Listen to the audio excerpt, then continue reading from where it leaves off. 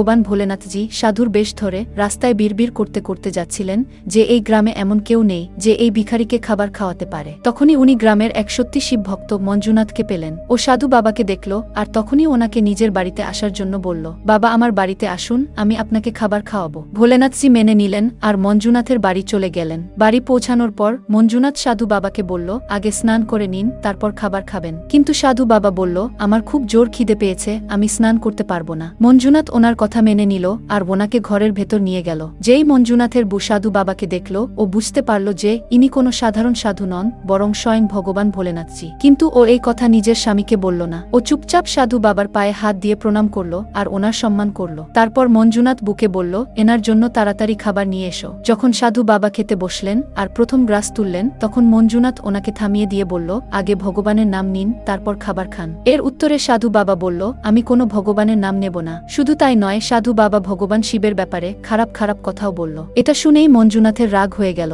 ও বলল, যার মনে শিবের সম্মান নেই সে আমার বাড়িতে খেতে পারবে না। ভোলেনাথজি অনুরোধ